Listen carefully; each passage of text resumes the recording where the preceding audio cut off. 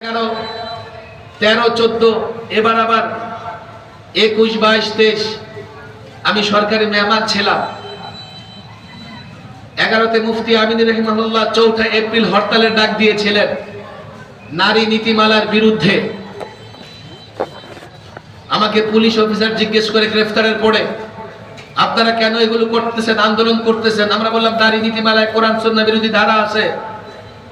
আমরা চাই নারীদের উন্নতি সমৃদ্ধির জন্য নীতিমালা করা হোক, কিন্তু কোরআন সুন্নাহ বিরোধী ধারাগুলো বাদ দিতে হবে।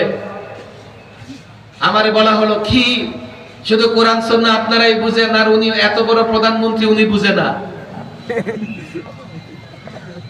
উনি আবার দুদিন আগে আপনাদের এখানে কক্সবাজারের এক বক্তৃতায় বলতেছে যে নারী নীতিমালায় কোরআন সুন্নাহ বিরোধী কিচ্ছু নাই।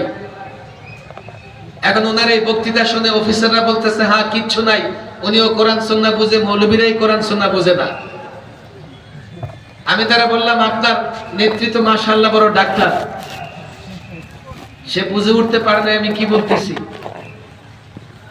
এরপরে বললাম আপনার নেতৃত্ব বড় ইঞ্জিনিয়ার। না না হুজুর ইঞ্জিনিয়ার হবে কেন, ডাক্তার হবে কেন? আমি বললাম নিঃসন্দেহে উনি নাসার বিজ্ঞানী। বিজ্ঞানী বড়? না না হুজুর বিজ্ঞানী না, উনি বাংলা সাবজেক্টে পড়াশোনা করছে। আমি বললাম ডাক্তারি না পড়লে ডাক্তার হওয়া যায় না, ইঞ্জিনিয়ারিং না পড়লে ইঞ্জিনিয়ার হওয়া যায় না, তো কোরআন সুন্নাহ না পড়ে আলেম কেমনে হইছে? ঠিক। হ্যাঁ হইতে পারে আমাদের ঢাকা দক্ষিণের মেয়রের মতো। ঢাকা দক্ষিণের মেয়র আলেমদের সমালোচনা করতে করতে বলতেছে আমিও আলেম। কেন? আমিও শৈশবে মক্তবে আলী বাতাসা পড়েছি। আমি আবার এরপরের জুমায় মসজিদে বক্তৃতা দিতেছি, বয়ান করতেছি আর বলতেছি আমি ব্যারিস্টার,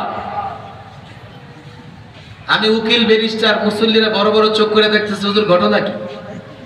1 যুগ ধরে আপনার পিছনে নামাজ পড়ি, কখনো তো আপনাকে উকিল ব্যারিস্টার দেখলাম না।